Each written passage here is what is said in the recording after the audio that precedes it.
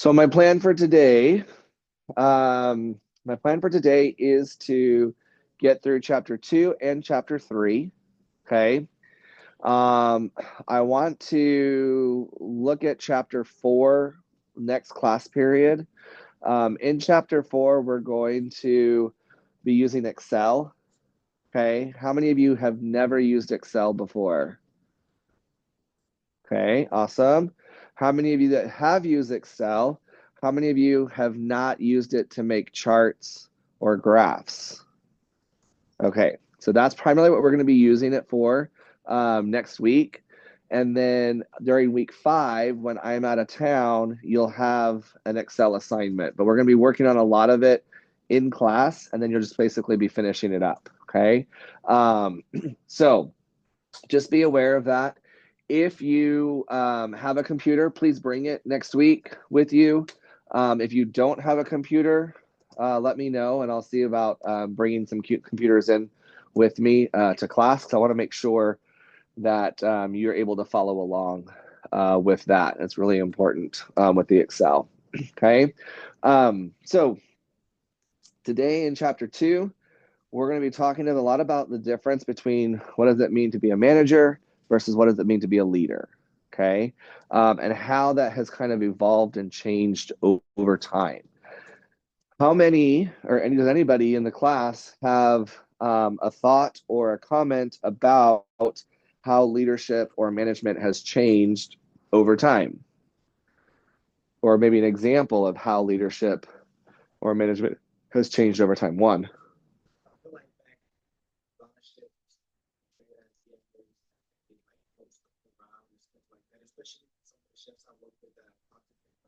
Uh-huh.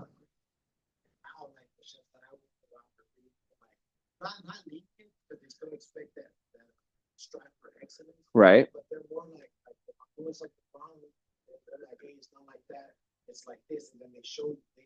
Okay.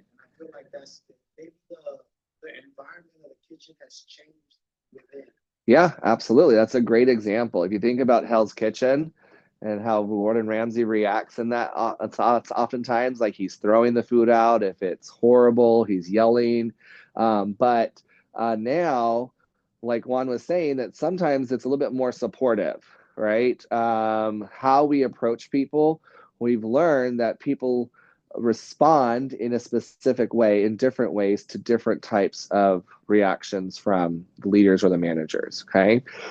So I want you to think about these things as we're going through this chapter. Okay. So we have, as part of the responsibilities of a manager, okay, there's 6 different things that management and leadership have to do just as part of being in that role. And of course, these are things that the line level or the entry level position team members and associates just aren't really responsible for. Okay. So as a leader, it's important for us to remember that we have to set the plan. We have to say, these are the goals that we're going to be working on. Okay. And then once we set that plan and we communicate that plan, then we're going to figure out, okay, how are we going to get this goal accomplished? What resources do I have available in order for me to accomplish my goals? Okay. What types of resources do we have at our disposal as leaders or managers? What types of resources do we have to be able to accomplish our goals for the organization? Okay, so we have the human resource, we have people. Okay, what else? Okay, yeah, so we're going to figure out that team and what teams are most effective. Think about from the day one that we did the color personality. How do you put your teams together effectively with the right color of people, the right color of personalities? How do we put those teams together to effectively achieve the goals that we're going for? Okay, so our people is one of our resources. What else? Training. Okay, and training usually costs money. So financial resources. We have a finite amount, we have a limited amount of finances that we can devote to training and development, because part of that has to go to buying the food and the ingredients. Part of that has to go to paying the staff and the labor. Okay. And so we have a finite amount. And so how are we going to take that financial resource and we're going to coordinate, okay, what is going to be used for what to be able to accomplish those goals? Okay. Then the last three, working with staff, working with HR, human resources, to determine what training needs to take place. How long is the training process?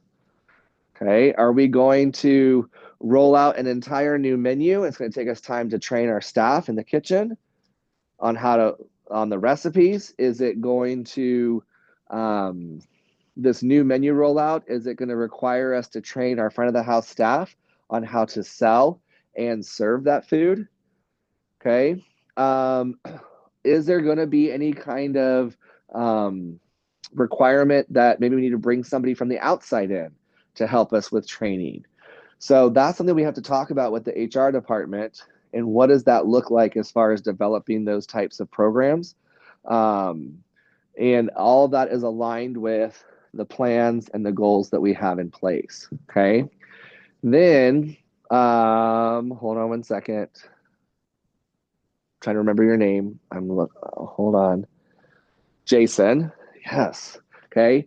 Jason mentioned the team, right? And so as the higher you go in the management levels, the less and less you are connected with the day-to-day activities, right? That's where you have your team.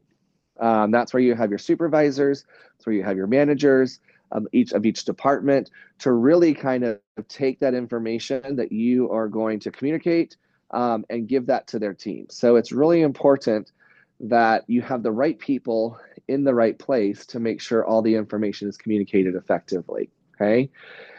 And then the last one is controlling. Not controlling as in like micromanaging, but controlling in, okay, this was our goal. We wanted to get to this level, but in reality, we only got to this level. And so we're going to perform what? A gap analysis, okay? We wanted to get to 100%. We got to 85%, okay? And then we're going to assess that performance. What went well to get us to 85%? What didn't go well? And now we're going to create a new plan and implement that as we move forward, okay? Any questions about those 6 management functions? How many of you realize that this is what your managers are doing or should be doing in the background? Anybody? How many of you had no idea this is what part of things of roles that your management has to do? What's that?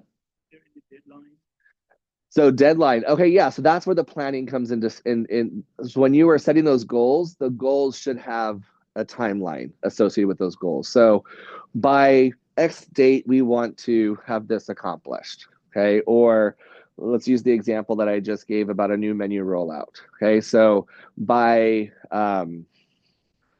October 1st, we're going to have our fall menu ready to roll out. So then we have to start thinking about what training's needed in August and September to make sure that October 1st, we're ready to go and go with this new menu. Yeah, so you're planning, those goals are going to have that time deadline. Good question. All right. So different roles are things that different managers or different leaders are going to encompass. And all this is based on their position that they have. Okay. So interpersonal just basically means working with people, those interpersonal skills. Sometimes as the CEO or the president of an organization or a company, you're going to be that figurehead. You're going to be representing that organization, okay, in some way. The liaison. So oftentimes, depending on what role you're in, that person is responsible for working with other organizations or working with people outside. So for example, I'm a program director. I teach the hotel and hospitality program director, right? That's my role here at St. Philip's. I am the liaison for St. Philip's with the San Antonio Hotel Lodging Association. So I represent our department anytime I go out and work with those associations, San Antonio Visitor Alliance, Texas Travel Alliance, Alamo Area Hospitality Association, right? So that liaison is that person who's basically selected to represent that company on that company's behalf as you're going out and working with other organizations. And so sometimes it's interesting because how many of y'all have like a boss that just like seems like they just disappear for the day? They're like walking out the door, then you never see them again, right? They're probably out doing something. Okay. Maybe they're attending a luncheon. Maybe they are out trying to meet with a new vendor, establish a new relationship. Okay. I talked about this in my morning class. How many of you have a manager and a leader who just goes into their office and closes the door and you never see them for the rest of the day? Okay. How effective is that as far as organizing, as far as these coordination, as far as the day-to-day stuff? How effective is that if they just go into their office and close the door? You never see them, right? Okay, yeah. Yeah, absolutely. So oftentimes, especially in hotels, we kind of approach our management style and our leadership style from like the perspective of we need to be visible, we need to be walking around.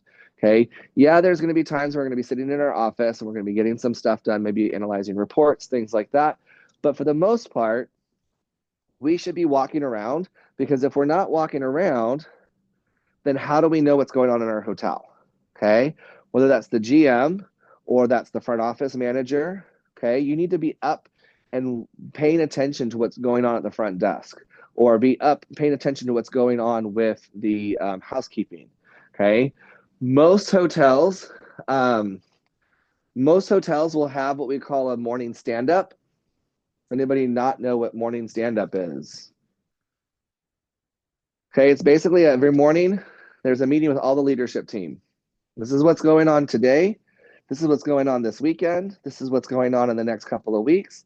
And so every day we're touching base and figuring out what do we need to be focused on. Okay. Vanessa, you're in sales. You're going to come up and say, okay, guys, we have this big convention coming in 3 days from now. All right. Is the front desk ready? Is the front desk staffed enough? Is housekeeping staffed? Does the sales team need to come in their jeans and t-shirts, and so we can go and strip all the beds, and that way the housekeepers can come in and make the beds and clean the rooms a lot faster? And so how do we work together? How do we coordinate? That's all part of that leadership and management function. Sometimes our role is to just give information, right? How many of you work in food service? Do you typically have a pre-shift meeting? Hopefully you do. And what happens in that pre-shift meeting? Maybe change, like say like a menu item has been introduced, we're learning about new menu rollouts. Okay, good. So sharing information about the menu, maybe changes to the menu. Good. What else? Okay, what you might expect from the day, Ethan. Any specials? Not only what the special is, but how do you sell that special? Okay, good. How many reservations do we have? So that way you have a better idea of how busy do we think we're going to be. And so those pre-shifts kind of like serve the same purpose as that morning stand-up with the leadership team. They are giving you information. They're just sharing information. Maybe there's information about something that's higher up that they have to then disseminate to their respective departments, okay? So they're basically just passing that information along. Another role is decisional. We have to make decisions, okay?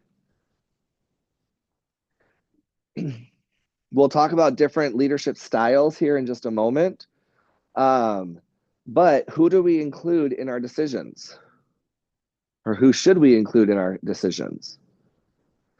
The associates, the managers. Okay, we want to get a lot of different perspectives. Do we have to listen and do we have to follow every single perspective? No. Ultimately, as a leader, we are the ones who make the decision. Okay. We have to be able to justify why we made that decision.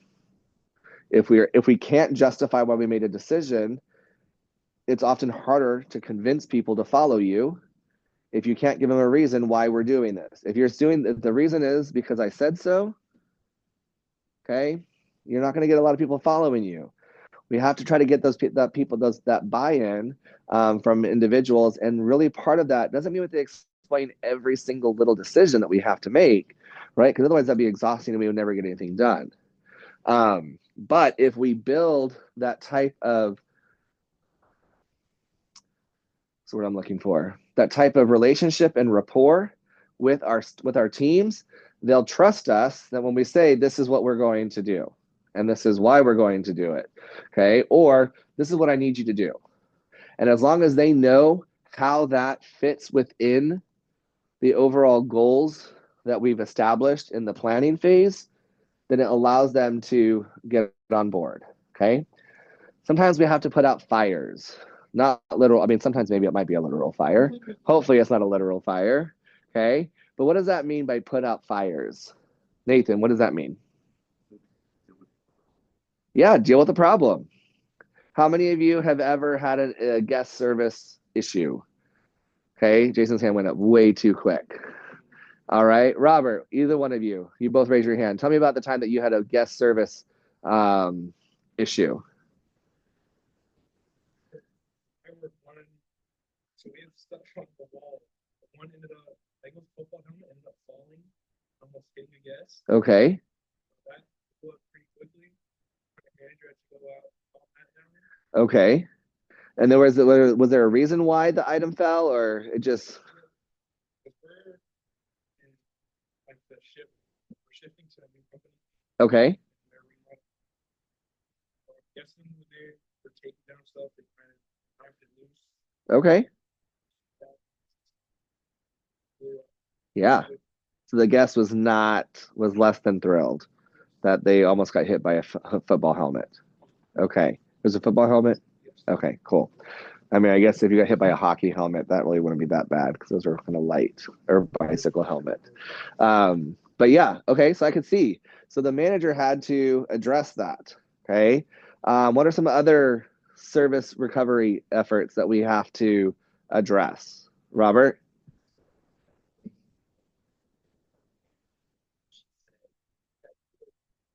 Make sure the language is clean. Okay. Okay, fine. Okay, got it.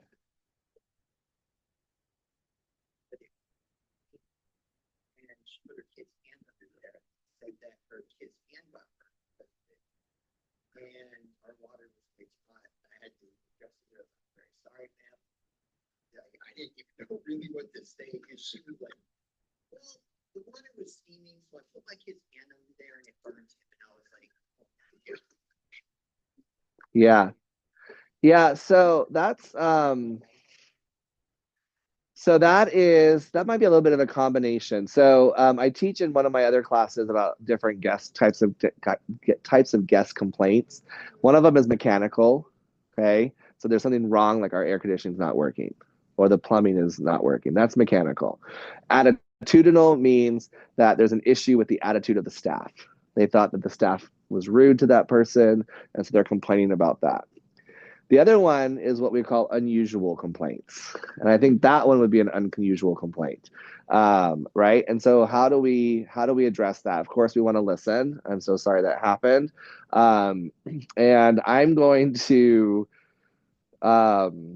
agree with you that sometimes our guests do things that you don't understand why they would do that.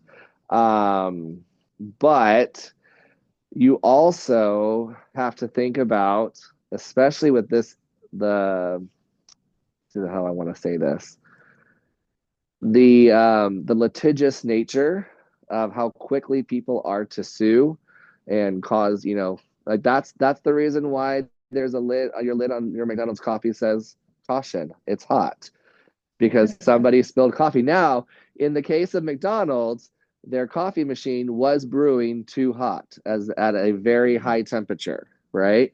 So there is actually a specific temperature range that your coffee machines should be calibrated to. Otherwise, it could be very hot and could cause excessive damage if it's spilled. I mean, it's still hot, right? But hot versus like exorbitantly hot, that can be like third-degree burns. So there are reasons why sometimes with those, and there's a reason why everything exists, why there's a rule for something, because somebody somewhere, it happened, and then they're just like, okay, we got to make sure that everybody knows that this coffee is hot. Everybody has to know. So that might be something that, okay, you know what? I'll check the boiler system and make sure that our boiler is not too hot, you know. But those are the things that as a employee, right? That's where the manager should come in. The employee maybe is not going to be able to answer those questions or understand that. And so if there is a guest that's berating your staff, okay? Does anyone know what I mean by berating? They are belligerent, they are rude, they are ugly, they are loud, okay? Your staff, your hourly staff does not get paid enough to deal with that, okay? Sometimes you as a manager don't get paid enough to deal with that. But that's your role as a manager, is to come in and diffuse that situation, okay? And that goes back to managing by walking around. If you're in the office, you're not going to catch that moment when that guest is being disrespectful to your associate, okay? And so you can step in and say, I'm so sorry, ma'am, that's not how we talk to our team members. We can either have a conversation now, or I can just ask you to leave, okay? And give them an option. And if they get upset about that, sorry, there's nothing I can do for you, okay? I want to bring it down, okay? One thing we definitely don't do when it comes to de-escalation is we don't match our guests' tone of voice, because what are they going to do? They're going to go up just a little bit. And then if we match it, they go up. And we match and they go up. And eventually, you know it, we're sitting there yelling and screaming match, and nothing ever is going to get accomplished that way, you know? So, of course, those are the things that we want to say out loud, but we don't, okay? That is, if you've taken my professionalism class, that's what we understand as professionalism, is when you really want to punch someone in the throat, but you don't, okay? Sometimes we have to kind of have that restraint, and we don't say what we actually want to say to our guests, because we are professionals and we want to keep our jobs and we don't want to be sued. What's that? Yes, it is. Only my audio is recording. Yeah, and the screen. All right. Different skills. We as the leader or the manager have to be able to step back and see the big picture, to see what is really going on, so that we can make those plans, we can set those goals to help our organization move forward. Okay? If we have an issue with, I'll give you an example. When I worked at TJ Fridays, I always forgot to ask people how they wanted their steaks prepared. If they ordered a steak, I didn't know to ask, because back then I wasn't cultured enough to realize there's a difference between medium, medium well, well done, and medium rare and rare. I very rarely ate steak, so I didn't understand that, right? But now I enjoy a delicious medium rare steak, and I understand there's a lot of people who don't like medium rare steak. They want no blood, right?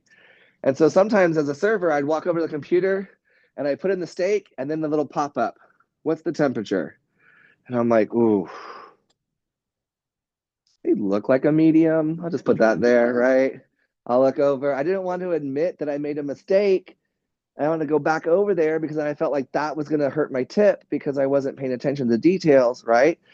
But then really what hurt my tip is when I put in a medium and this person wanted no pink, right? Or they wanted it literally just blood on their plate, okay? And medium is too cooked for that.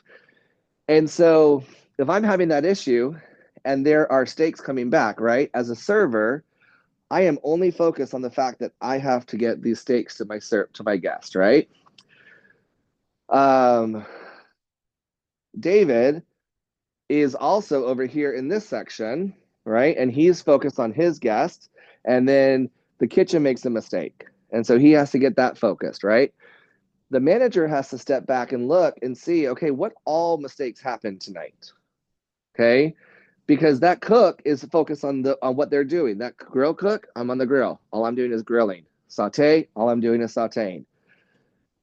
That manager has to step back, look at the big picture, and be like, oh my gosh, we had 7 steaks come back today, and they were all by David Yu. Okay, David, what's the issue? Why do you keep having steaks come back? And so my manager, Kristen, she was awesome. And she said, David, why do you always have steaks that go back? And I told her, I was like, I don't know. I just forget to ask. And so she said, why do you forget to ask? I don't know. And so we sat there, and the plan that we came up with is in my little TGI Fridays little checkbook, right? I had a bright neon pink index card that said meat temperature, question mark. And so as I'm writing down writing down the order, all of a sudden I see in the corner of my eye, meat temperature. Oh yeah, how would you like your steak prepared? Okay. And eventually I didn't have that problem anymore. And so as a manager, we have to sometimes step back, look at the big picture, and look at overall what's happening, and then we devise some plans on how we can conceptualize the goals to make sure that we have less errors, or to make sure we have better guest satisfaction scores, or to make sure that whatever process is in place, that we are continuously improving. Okay. We also have to have those human relation skills. Okay. We have to be able to work with guests, but also our internal customers. What do I mean by internal customers? Not regulars. So guests that are coming in, those are our external customers. So internal customers would be people that work there, our employees, our associates. Those are our internal customers. We have to take care of them just as much as we're taking care of our external customers, right? I think it was Mr. Marriott that said, if you take care of the people that work for you, they will take care of your guests. So you got to take care of the people first, make sure they're in a good situation, and then they will be in a position that they can take care of the guests, and then everybody's happy. This last one, the technical skills, okay? How many of you have ever had a boss that you're like, how did you get promoted to this position? Okay. I feel like the further we are removed from a position, I feel like the less we remember what it was like in that position. Right? So when we're starting to make decisions, that's why it's important to involve those frontline associates, because sometimes they might have some perspective in how a procedure can maybe be beneficial. Okay. Now, again, as a manager, you're making the decision, but it's good to get feedback. Now, if you're always getting feedback and you always do the opposite, what's going to happen to that feedback? It's going to go away. People are going to stop giving feedback, because what's the point of giving feedback if they never listen to it? Right. And so you have to still understand those technical skills. And you always have to understand, have this mentality of wanting to learn as much as you can. Oftentimes, like let's say a student has issues with their schedule, okay, and I can't help them in my office, and I have to send them to an advisor. I always ask the student, can you come back and tell me what they did to fix your problem? So the next time a student has this issue, I can maybe help them here and save you a trip across the street to the advising, right? And so I have always approached my job here at St. Philip's, even though I'm a faculty member, a professor, I've always approached my job with hospitality in mind. I have a network throughout the entire campus that if someone has a question about something, chances are I probably know someone in that department, because I've spent time networking and being visible on campus so people know me and then I know them, okay? And so you have to know those technical skills in order to be able to give advice on how somebody can make things a little bit more efficient. Think about Kristen and her advice to me, okay? She had to have some kind of experience that allowed her to realize, okay, David needs some visual representation or clue to remember to ask the meat temperature. And so it's really important that our leadership and our management has those technical skills. Okay. And I think it's also really important. I'll say one more thing. I forgot to say this in my morning class, but I think it's important as technology changes that we as leaders are also developing those technology skills, right? Right alongside, because if someone has an issue and they come to you and you're like, I don't know how to fix that. They're like, how are you my boss if you don't know how to fix this? Right? It kind of just adds a little bit of frustration. And so oftentimes it's like, okay, talk me through this process. How do you do this? Right? I want to learn right alongside you so I understand the process. Having those technical skills and developing those is just as important for the leadership as it is our team members and our associates. So different styles. I think it's important to recognize that there is an appropriate time and place for each one of these styles. So it does not mean that one person has to pick a style and stick with it.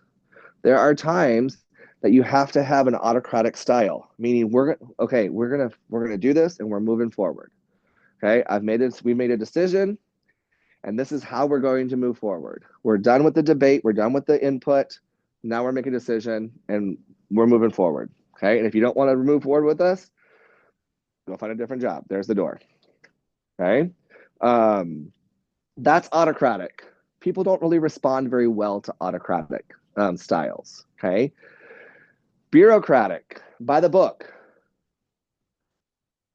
Okay, how many of you had a manager before or a leader or a supervisor that just seems very inflexible and they always just do things? This is what the book says. The book says I need to do this, so I have to do this, right? We have to empower our supervisors and we have to develop our teams to get to a point where we can maybe think critically. Okay, think about that United Airlines flight we talked about last class. That seat was for a crew member. So by the book says the crew member has to sit in that seat. And sir, you're not going to get up. I'm going to drag you off this flight. Okay? But we're not going to watch it. Okay? Bureaucratic is just by the book. And there are some times where we have to do things by the book. Okay? There are certain times where we do have to go by the book.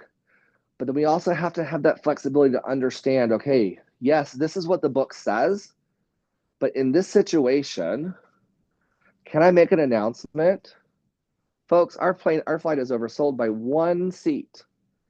Is there one guest anywhere on this flight that is willing to give up their seat? We'll give you a voucher for $1,000.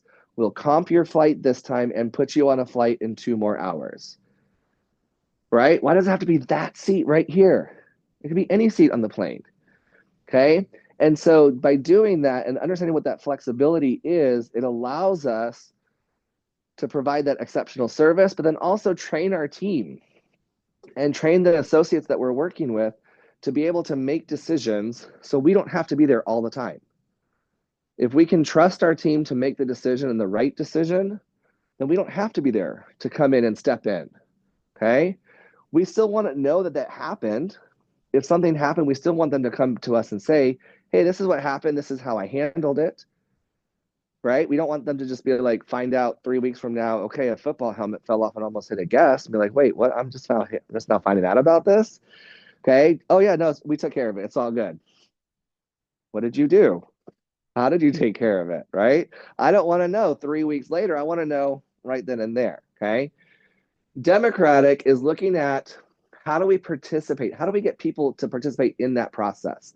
Because remember, when people are part of the solution, they're more apt to to buy in and be part of that solution. And so if we can get the team participating in the overall process, it allows us to sometimes get higher performing teams because people know, okay, this is the input. This is something I can see that could happen. There was something I can't remember the organization, but they had, I wish I could remember it now.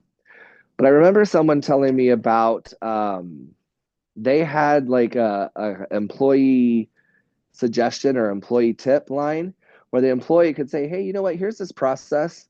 I think we could improve it by doing this. And they empowered them to kind of talk to the process, meet with the president. Okay, how would you implement this? What would we do? What would the training be like? What would be the end result? And then sometimes it's like, okay, your idea looks good. Let's go ahead and test it out. Let's test it out with this small group of people. And if it works great, then we'll put it around company wide, right? To all the restaurants.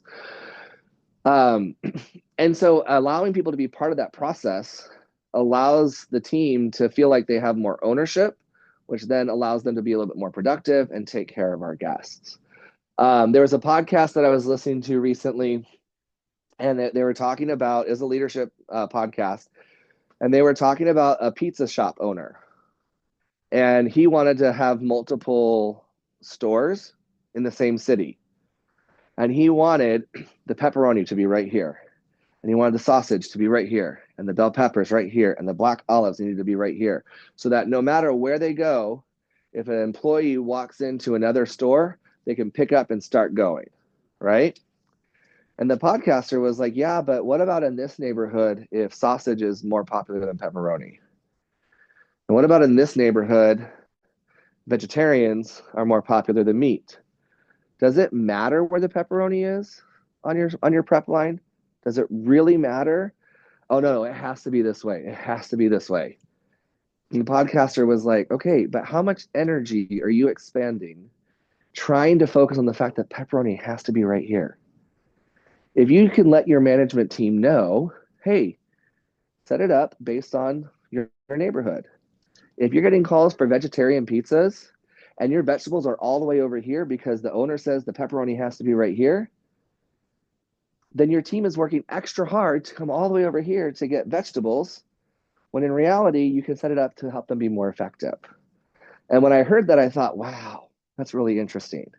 Because how many times are like, no, we have to do it this way. We have to do it just like this. Okay. Well, yeah, but could we also do it this way? And that's where my orangeness comes in. So sometimes people don't like me to be on teams because I'm like, yeah, but could we do it this way? What's the harm of doing it this way? And they're like, David, stop. This is how you're going to do it. I'm like, yeah, but I don't like it that way. All right, so different theories of leadership. Personality.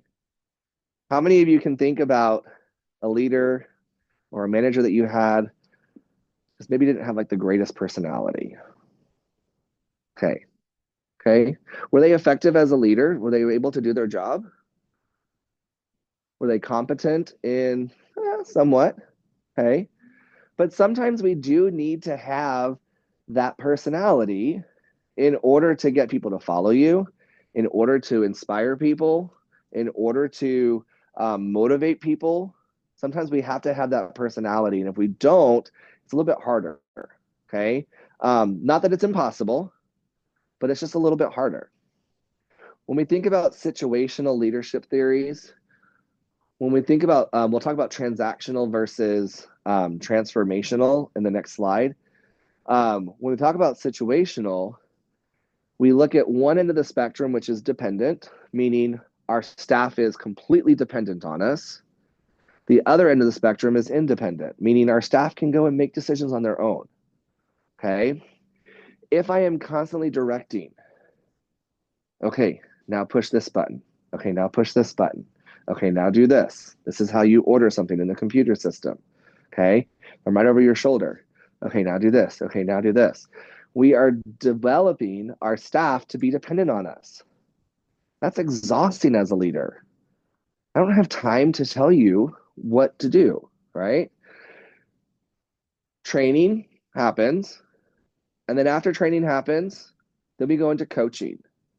Coaching is maybe we have to like revisit maybe one or two topics within that training that they didn't quite master. Okay. So as we coach them, okay, think about my experience with the steak. Kristen, hey David, why is this happening? Okay, here is your card.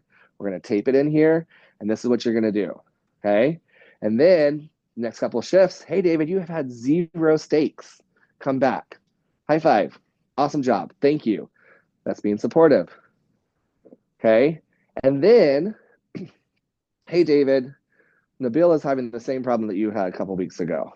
Can you work with him and tell him what worked for you to allow you to now train that person? And so you're delegating that training. So that way your staff is more independent. Okay.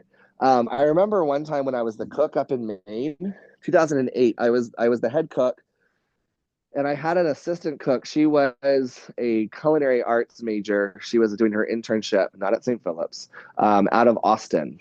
I think it was Austin Community College. Um, and I was like, hey, can you set up the salad bar? And she's like, sure. How do you want the tomatoes cut? I don't care. Like, how would you eat tomatoes on your salad? And she was just like, well, I'd probably do this. Okay, that sounds great. How do you want the cucumbers cut? I don't care. How do you... So I'm not a very good person of like, okay, you're going to do this and then this and this. I'm going to say, do this, and I want you to get it done, right? There was one time that I should have been closer to directing. So in 2007, I was singing with the Symphony Master Singers, and they announced that we were going to Carnegie Hall to sing. And I was a student. I had no money. And so I ended up baking and selling cheesecakes. I sold enough cheesecakes to pay for my entire trip to New York City to go sing at Carnegie Hall. At the time, I used 175 pounds, which was my weight in cream cheese, over 700 eggs, like a gallon of vanilla. I mean, it was crazy, all this stuff, right? And so in 2008, my friends at the camp were like, oh, you're going to make cheesecakes for us. I was like, okay, great. I don't have time. Hey, Tiffany, you're a culinary major. Here's my recipe. Can you make 8 cheesecakes? So I'm doing my stuff, and all of a sudden I look over, and Tiffany has a 2-quart liquid measuring cup full of sugar. And I'm like, how do you measure sugar in a liquid measuring cup? She had 8 cups of sugar, and she would sit there, and she just, when she get to the cup, she'd put it down, and then she'd make the next recipe and make. At the end, she had 8 cheesecakes made, and there was still a cup of sugar in the liquid measuring cup. And so my friends were like, ooh, are these David's cheesecakes? And I was like, no, this is Tiffany's attempt at making David's cheesecakes. I do not claim these. I don't know how they're going to turn out. And hopefully you get one that has all the sugar and none of the sugar. That's the time that I learned I should be more directing. I should have said, hey, Tiffany, no, we don't do that. Here's a measuring cup. This is how I want you to do it. Okay. So sometimes as leaders, we have to be aware of our surroundings, and we have to know when we need to step in and say, this is what you need to do. Okay. It could be because they're going to hurt somebody or hurt themselves, right? Sometimes in the kitchen, when the chef raises their voice, it's not because they're mad. It's just because there's pots and pans clanging, there's blenders going, all these noises. Hopefully that's the reason why they raise their voice, not the other reason why. Okay. But we basically, with the situational, we want to understand that it's a continuum. It's a spectrum that sometimes we have to direct people that are more dependent. But the more we can get people over to the independent side, it allows us as leaders and managers to be able to focus on other areas. So we don't have to worry about the dependent side. I'm going to add one little caveat to this. Delegating is a skill, okay? And not a lot of people know how to delegate effectively. They think delegating is just passing it off to somebody else because they don't want to do it. That is not delegating. You should not delegate something to somebody that you are not willing to do yourself. And so you have to be able to do it. Now, delegating, it means that you allow somebody else to do it. So that frees up more time for you to focus on other things that you need to be doing. What's that? Knowing your team is absolutely important, and their skills available, who can do what and who cannot do what. Absolutely. That is a huge skill for delegation. All right, the last two are transactional and transformational. Okay.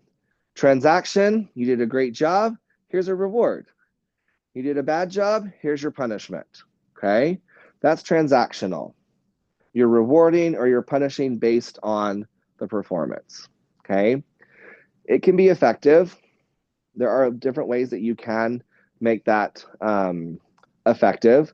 I remember seeing one time on Kitchen Nightmares that they had a brand new menu, right? That's typically how the show goes. They go in, they realize all the mistakes that they're doing, and then Gordon Ramsay comes in and makes all their new recipes, teaches the cooks, and then he had to teach the servers how to sell those new recipes. And so he put up on the board, as they walked out of the kitchen, he put up a little poster board that had everybody's name on it, and then the names of all the new menu items. And then he slapped up $100 bill. And the first person to sell one of each of the new menu items got that $100 bill. So that allowed those people, it motivated them.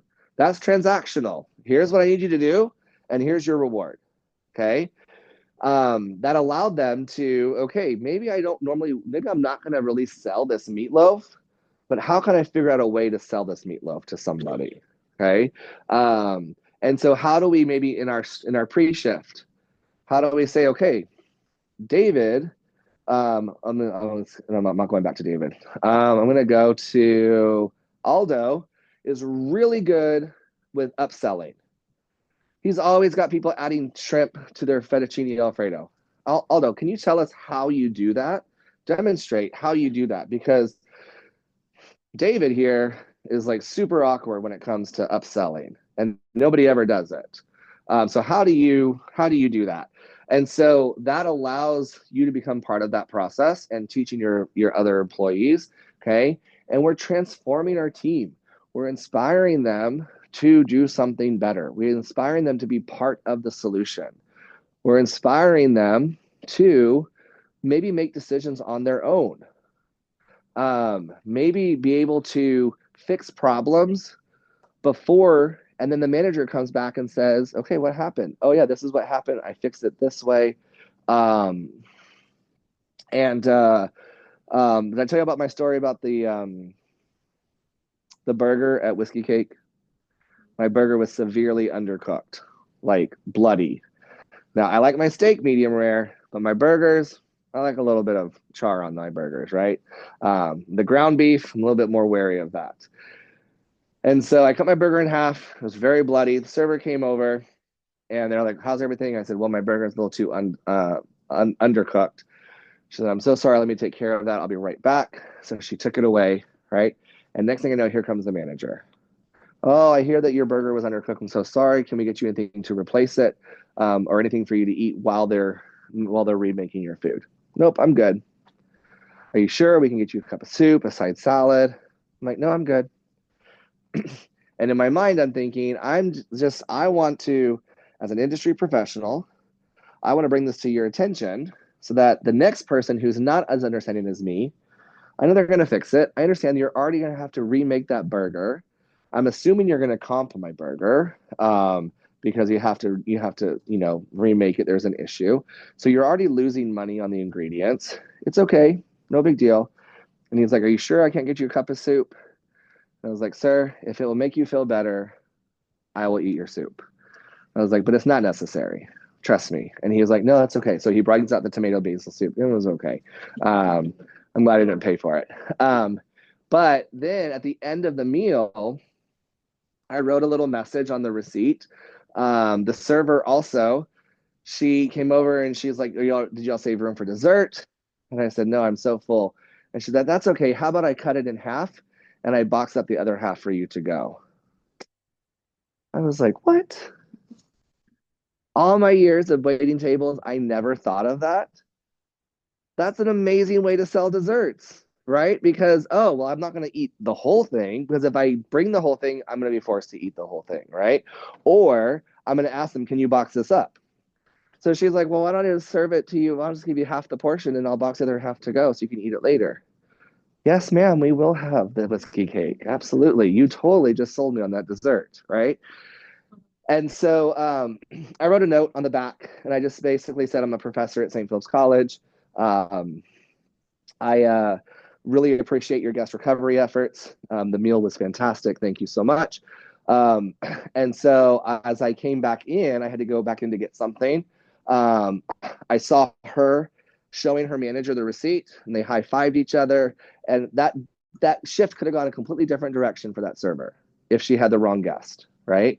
And so I think as our managers, if we can take that into consideration, and how can we transform our team to be able to inspire them to make those decisions on their own, so they don't have to come get me, right? Hey, David, this just happened. I've already got a burger working, and the guest seems okay. I just want to let you know this is happening. And so then that way the manager might make it a point to stop by the table at some point during the meal. This video, we're not going to watch it in class. There is an assignment called Managers versus Leaders, okay? And this video, this YouTube link is in the directions for that assignment. Essentially, you're going to reflect on a time when you felt that you were managed and a time that you felt that you were led, okay? Two different experiences. The other thing is, in this video, the presenter of this video talks about 10 different characteristics of a leader. So what makes a leader a leader? What different characteristics? And you're going to identify your top 3 important characteristics that you think a leader should embody, okay? It can be any one of those 3, any one of those 10 specifically, or you can, if there's the one that's maybe outside of those 10 categories or those characteristics, you can also mention that as well. So you're going to mention your top 3 characteristics of what you think it's important that a leader embodies. You also are going to think about a time that you were managed and led, and then he has an acronym of a different way that he addresses leadership. Okay, so keep in mind, again, this is more reflective in nature. Okay, so I'm not going to grade you on how you responded to your manager or the process situation. What I'm grading you on is your ability to connect these concepts of leadership theories, of different management styles, of the different roles that manager or leader took on, okay, in those situations. Oftentimes I feel like sometimes we're in situations where like, oh yeah, that makes more sense why my manager managed or handled the situation that way. Maybe at the time I didn't quite understand it, but then understanding theory and understanding like the history behind how leadership and management has changed allows us to be able to make those connections and maybe reflect a little bit more. Okay. Questions, comments, concerns? Yes. Oh, sorry. Kyra, I thought you had your hand up. This is not in the modules. I need to add these. I need to be better about these. Add in the PowerPoints, you mean?